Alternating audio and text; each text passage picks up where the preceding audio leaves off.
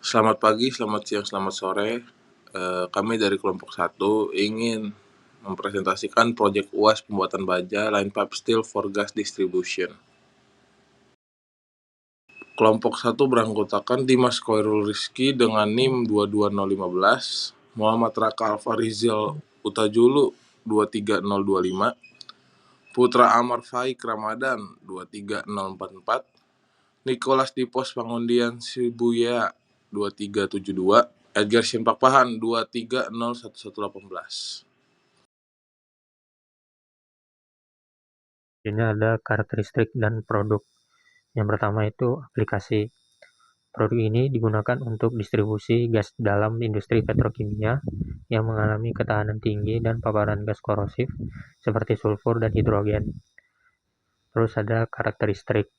Aplikasi dari produk ini menuntut kekuatan yang tinggi dengan UTS 535 sampai 760 MPa, YS-nya 450 sampai 6950 MPa serta toughness factor yang tinggi dengan ketahanan korosi yang tinggi. Terakhir ada tantangan. Tantangan utama yakni kadar inklusi yang sangat rendah, SP, O, dan H, yang perlu treatment khusus dalam produksi serta kontrol inklusi yang perlu diperhatikan. Berikutnya adalah paduan. Unsur paduan yang digunakan adalah SI, MN, NB, dan CA. SI berfungsi untuk meningkatkan kekuatan dan ketahanan oksidasi. MN berfungsi untuk meningkatkan kekuatan dan kekerasan. NB berfungsi untuk grind refining, yaitu meningkatkan toughness. CA berfungsi untuk modifikasi inklusi dan meningkatkan fatigue resistant. Berikutnya adalah target komposisi kimia. Target komposisi kimia terbagi menjadi dua, yaitu target komposisi di EAF dan target komposisi di akhir secondary. Untuk komposisi di EAF itu terdiri dari C 0,04% sampai 0,08%, SI 0,1% sampai 0,3%, MN 0,9% sampai 1,1%, P 0,007%, S di bawah 0,01%.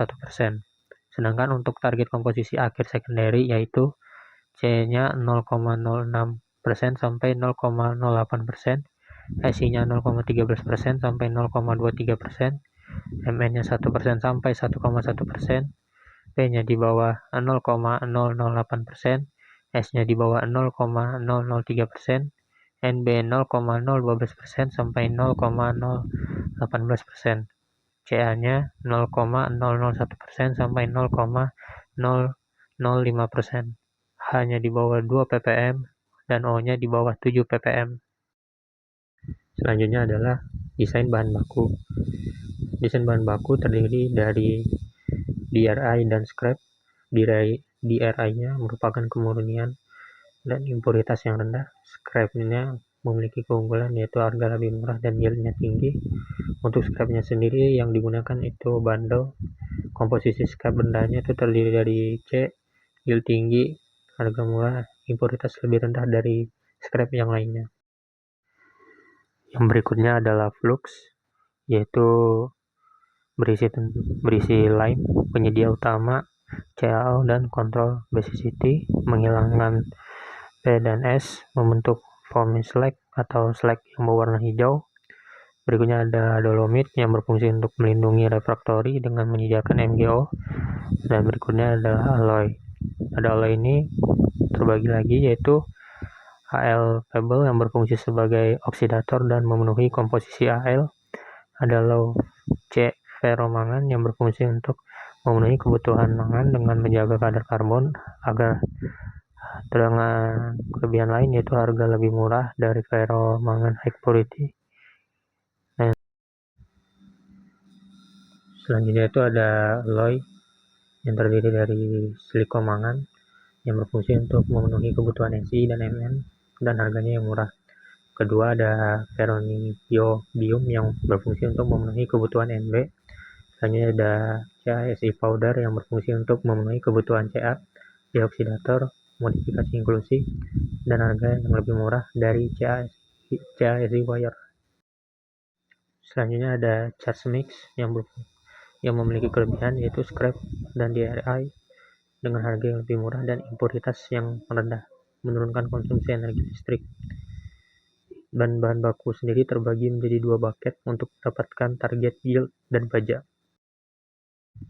Untuk strategi peleburan yang digunakan sendiri adalah DRI yang digunakan dimasukkan ke dalam bucket 1 bersama dengan scrap nomor 1 bundle hingga mencapai batas maksimumnya. Scrap di bucket 1 dimasukkan ke dalam EAF lalu dilebur seluruhnya dengan bantuan blowing oksigen serta penambahan flux berupa dolomit dan lime. Setelah itu, scrap dalam bucket 2 yang berisi scrap nomor 1 bundle dimasukkan ke dalam EAF dan dilebur seluruhnya dengan bantuan blowing oksigen serta penambahan flux berupa dolomit dan lime. Selanjutnya adalah oksigen blowing. Oksigen blowing dilakukan dari awal peleburan dan untuk mengikat impuritas P dan C hingga memenuhi standar. Laju blowing yang digunakan yakni 150 Nm/3 per menit yang berfungsi untuk meningkatkan kadar FeO dalam slag, sehingga meningkatkan aktivitas oksigen dalam slag yang berfungsi untuk menurunkan impuritas P serta menurunkan kadar karbon dalam baja. Selanjutnya adalah carbon injection. Proses peleburan tidak menggunakan karbon injeksi, meskipun injeksi karbon berfungsi untuk menurunkan kebutuhan energi listrik yang dapat menurunkan biaya secara keseluruhan. Di sisi lain, injeksi karbon meningkatkan kadar karbon di dalam baja yang menyebabkan komposisi baja tidak sesuai dengan standar. Maka dari itu, penggunaan karbon injeksi tidak digunakan dalam produksi kali ini. Selanjutnya adalah alloying. Low C ferromangan 400 kg digunakan untuk memenuhi unsur mangan tanpa membuat kadar karbon melebihi target komposisi kimia. Ferrosilikon 75 dibanding 90 kg untuk memenuhi kadar Esi dalam baja. Penambahan alloying dilakukan setelah blowing oksigen selesai dilakukan, tepatnya di tahap akhir peleburan untuk mencegah oksidasi unsur paduan ke dalam slag. Berikut adalah rumus yang digunakan. Ya, selanjutnya di sini ada target temperatur tapping, di mana target temperatur tapping ini pada proses EAF berada pada rentan 1655 sampai 1685 derajat Celcius. Temperatur ini dipilih untuk menjaga temperatur baja cair ketika diproses dalam secondary steel making untuk mentoleransi hilangnya panas ke lingkungan dan menjaga viskositas baja cair unsur paduan mudah larut. Target komposisi tapping IAF seperti pada tabel tersebut, target yang perlu dicapai harus memiliki kadar P yang sangat rendah. Karena dalam proses secondary unsur tersebut tidak dapat diturunkan. Komposisi karbon yang rendah memungkinkan untuk meningkatkan weldability produk yang ada.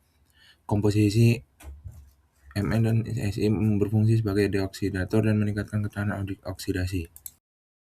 Ya, selanjutnya di sini ada desain proses secondary, di mana alloy addition yang digunakan yakni low carbon ferromangan dan ferromangan high purity untuk meningkatkan komposisi Mn dalam baja tanpa melewati standar kadar C yang ada. Ferroniobium untuk meningkatkan kadar niobium. CaSi powder yang berfungsi sebagai memenuhi kadar Ca dalam baja serta memodifikasi inklusi Al pebble sebagai deoksidator, agen desulfurasi, dan memenuhi unsur paduan. Penambahan paduan dilakukan setelah proses deoksidasi dan desulfurisasi selesai dilakukan untuk menjaga terjadinya oksidasi unsur paduan. Ya, di sini ada heat-in practice yang dimana pemasangan dalam secondary steel making untuk produk line pipe hanya mengandalkan reaksi oksidasi O di dalam baja oleh Al dengan reaksi sebagai berikut. Reaksinya yaitu 2Al plus 3O menjadi Al2O3. Selanjutnya di sini juga ada slag engineering, slag sintetik yang memiliki kandungan CaO di dalamnya ditambahkan ke dalam proses secondary untuk melakukan desulfurisasi dengan bantuan Al dalam kondisi vakum dengan reaksi berikut. 3CaO, 2Al plus 3S menjadi 3CaS plus Al2O3. Ya, selanjutnya juga di sini ada desulfurization strategi. Desulfurisasi dilakukan dalam tank degasser dengan kondisi vakum dan bantuan blowing argon. Proses ini dilakukan setelah baja melalui proses deoksidasi oleh Al. Slag sintetik yang memiliki kandungan CaO di dalamnya ditambahkan untuk memenuhi reaksi desulfurasi berikut. Jadi rumus reaksinya yaitu 3CaO 2Al plus 3S menjadi 3CaS plus Al2O3. Dan di sini ada rumus desulfurization strategy. Selanjutnya di sini juga ada inclusion control. Inklusi yang dihasilkan dari proses deoksidasi menggunakan Al dimodifikasi dengan memanfaatkan proses argon blowing serta addition berupa CaIC powder ke dalam baja cair. Argon blowing yang digunakan untuk modifikasi inklusi dilakukan pada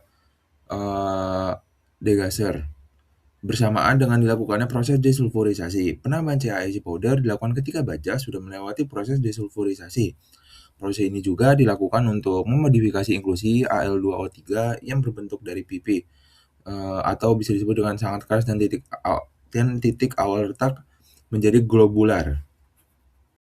Selanjutnya juga di sini ada argon stirring practice, di mana argon stirring practice ini digunakan untuk membantu reaksi desulfurisasi dalam tank degasser serta memperbaiki kualitas inklusi yang ada.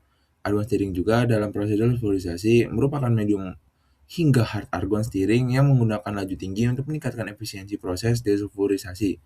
Inklusi lain yang dimodifikasi yaitu Al2O3 dari berbentuk pipi menjadi globular dengan laju alir yang lebih rendah atau bisa disebut juga dengan soft bubbling. Selanjutnya di sini ada pola operasi EAF atau Electric Arc Furnace. Yang pertama itu ada pemilihan bahan baku scrap dan DRI. Selanjutnya di sini ada penyusunan bahan baku ke dalam buket 1 dan 2.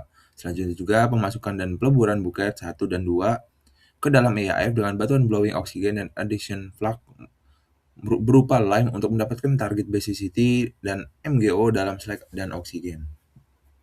Selanjutnya juga dalam operasi ini blowing oksigen hingga kadar C dan S memenuhi target komposisi kimia menuju adjustment komposisi kimia dengan menambahkan alloying setelah proses blowing oksigen. Dan proses selanjutnya itu tapping dilakukan ketika temperatur baja cair sudah mencapai target temperatur. Slide ini menunjukkan pola operasi pada proses secondary metalurgi. Tahap pertama adalah penambahan slag sintetik untuk mendukung proses desulfurisasi. Selanjutnya dilakukan tapping, yaitu pemindahan baja cair dari EAF ke ladle. Setelah itu ditambahkan aluminium sebagai deoxidizer untuk mengurangi kandungan oksigen sekaligus meningkatkan efektivitas desulfurisasi sehingga kualitas baja menjadi lebih baik. Pada tahap ini proses desulfurisasi dilakukan dalam tank degasser pada kondisi vakum dengan bantuan gas argon serta CaO dari slag sintetis untuk menurunkan kadar sulfur dalam baja cair. Setelah proses selesai, dilakukan analisis komposisi kimia sampel untuk memastikan hasilnya telah sesuai dengan spesifikasi. Selanjutnya ladle dipindahkan dari tank degasser lalu ladle furnace untuk melanjutkan proses argon blowing dan penambahan unsur paduan blowing. Pada tahap ini dilakukan analisis komposisi kimia sampel untuk memastikan komposisi baja telah sesuai dengan target. Selanjutnya dilakukan argon blasting sebagai proses modifikasi inklusi agar inklusi non-logam memiliki bentuk dan distribusi yang lebih baik sehingga meningkatkan kualitas baja. Setelah seluruh parameter memenuhi spesifikasi, ladle dipindahkan ke slab caster untuk memasuki proses continuous casting menjadi produk setengah jadi.